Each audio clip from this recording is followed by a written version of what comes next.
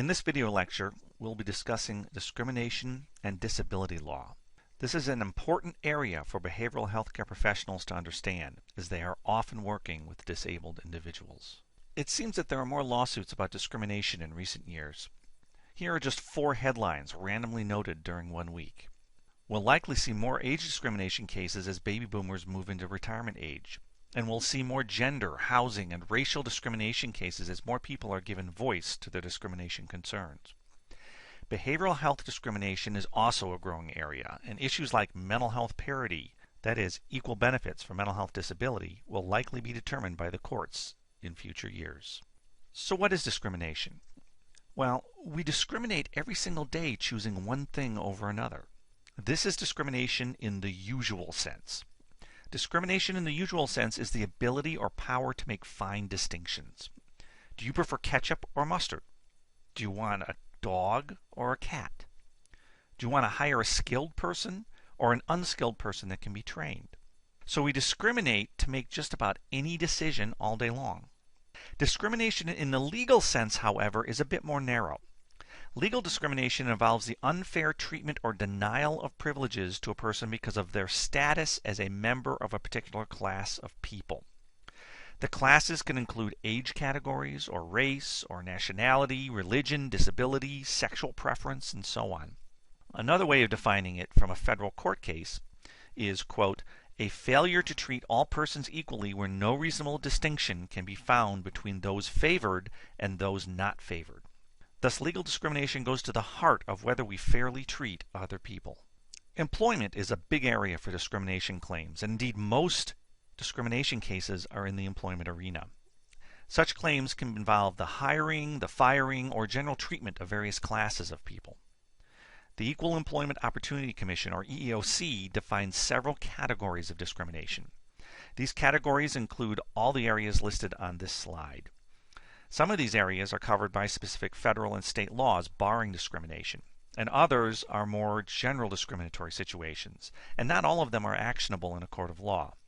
Nevertheless, they reflect an important recognition that people within certain categories are put at a disadvantage or treated unfavorably just because they are who they are. As a behavioral healthcare professional, you should be familiar with these areas in case concerns arise for a client of yours, maybe a coworker, or even perhaps yourself. Specific definitions can be found on the EEOC website. The federal laws that are enforceable by the EEOC include those listed here. They include the Civil Rights Act of 1964, the Pregnancy Determination Act, the Equal Pay Act of 1963, Age Discrimination and Employment Act, the Americans with Disabilities Act, the Rehabilitation Act of 1973, and the Genetic Information Non-Discrimination Act of 2008. It's interesting, though, with all these federal laws protecting against inappropriate discrimination, we still have fairly widespread disparities and discrimination occurring. For example, even though the Equal Pay Act was passed over 50 years ago during the Kennedy administration, current data and studies still show that women on average receive lower pay than men when doing the same jobs in the same positions, even in traditionally female professions such as nursing.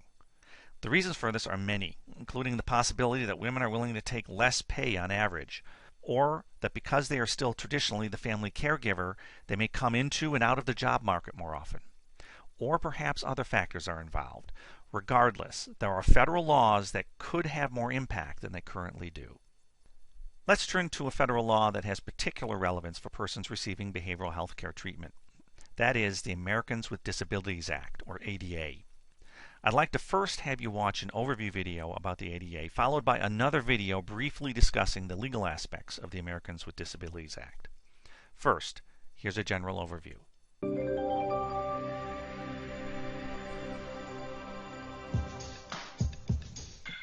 This historic act is the world's first comprehensive declaration of equality for people with disabilities. The first. I now lift my pen to sign this Americans with Disability Act and say, let the shameful wall of exclusion finally come tumbling down. God bless you all. I really believe that people with disabilities are the greatest untapped resource in this country today. The ADA has given us the right to travel the sidewalks and streetscapes of our country. The ADA was the critical linchpin of changing things, and now it's an ongoing process of using it to try to create these kinds of changes. ADA's done this fantastic things for people that are blind, people in wheelchairs, getting up public transportation.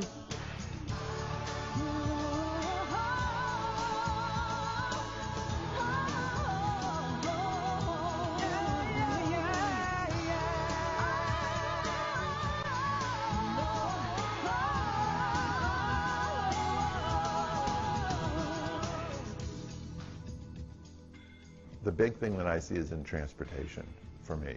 Being able to travel around the country independently in a power wheelchair to just about any city in the country is definitely a factor of the ADA. People with disabilities are out and about, and one of the reasons they're out and about is because the ADA required that transportation providers make their transportation accessible. No one would have installed curb cuts if it weren't for people with disabilities. Now everyone uses them. The transportation systems are getting more and more comfortable, working with people with disabilities, and it's just, I've just seen huge changes in that area. Because it doesn't do a person with a disability much good if they can apply for a job and they get the job, if they can't actually get to work.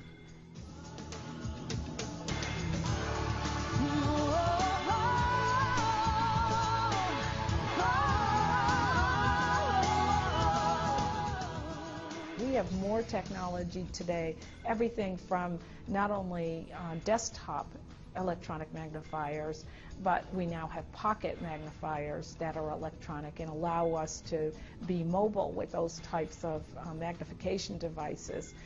Where some of the assistive technology could be really helpful is with some of the nonverbal people with autism. Some of these people do have a good brain in there. They can learn to type independently. Now many movie theaters have open captions, so I can go to a movie on opening day just like hearing individuals can. When I go to a hotel, I have a visible fire alarm if there were to be a fire.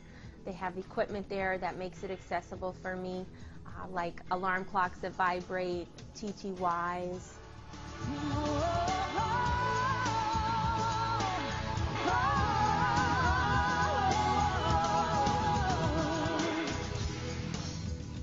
I know that people with disabilities want to go to work. They want to feel the pride of earning a paycheck, and they have talents that they can contribute. Particularly for the blind community, we experience about a 70% unemployment rate when compared to the rest of society. If people want a new job, they can get an interpreter for the interview and be able to secure that job.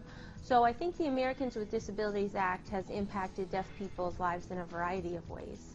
The ADA Amendments Act is really about bringing down barriers and providing people with disabilities not only access to accommodations and public buildings and stuff, but access to opportunities. I think the biggest struggle with people dealing with mental health issues is to have the public acknowledge that they are discriminated against, that it is a disability and they do face discrimination. When people that have a hidden disability, they're going to need accommodations like being away from fluorescent lights, have a quiet place to work.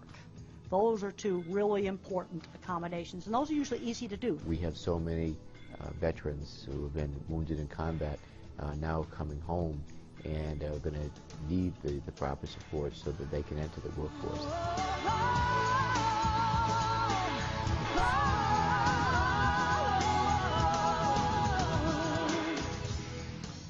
It would be my hope that people use the Act to continue to achieve the basic rights that they're entitled to, that everybody has and that everybody wants. And the younger generation definitely needs to know what their rights are, but also to take that responsibility of leading the charge now and moving this forward. And it's really only now, 20 years after the ADA, that people have a full complement of resources. Disability in general is an equal opportunity condition, and that the longer we live, the older we get, each one of us has the opportunity to acquire a disability. I may be the first quadriplegic to serve in the United States Congress, but I most certainly won't be the last. ADA has certainly provided a great vehicle and a pathway for people with disabilities to succeed. Hopefully, in the next 10 to 20 years, we'll make that much more progress.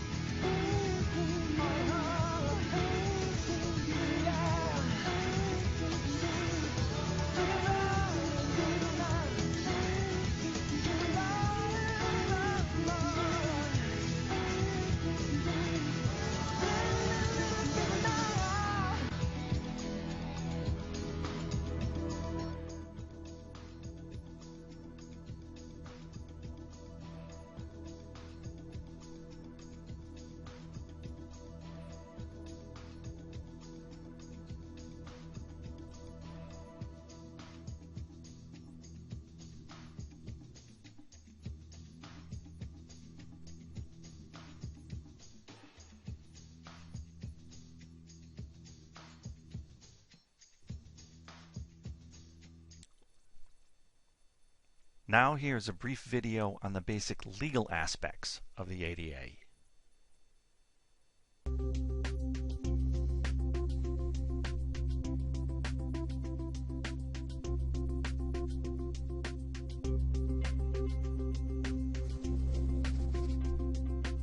Another employment law that's certainly worth discussing is the Americans with Disabilities Act.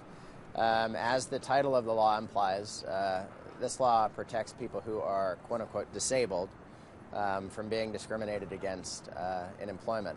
One of the most important considerations in the Americans with Disabilities Act is whether or not a person's disabled. Now, importantly, the ADA was amended effective January 1st, 2009, which broadened the definition of disability considerably, so that many, many, many more Americans are covered by this law than they were before.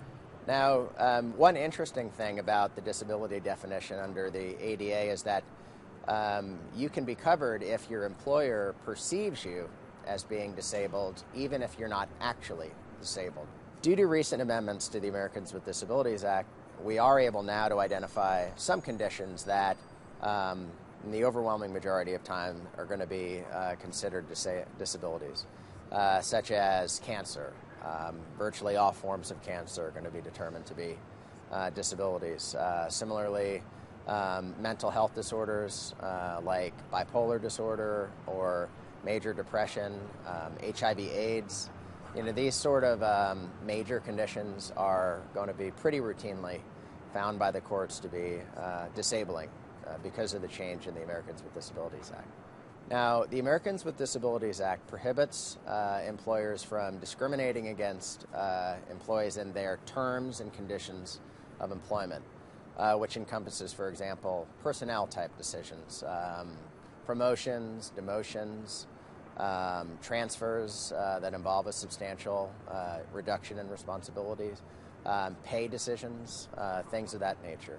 The ADA also requires employers to reasonably accommodate individuals with a disability, which basically means that if there is some accommodation that can be made in the workplace to allow the disabled person to perform the essential functions of their job, that employer is required to do so, unless the employer can show that the accommodation is what's called an undue hardship.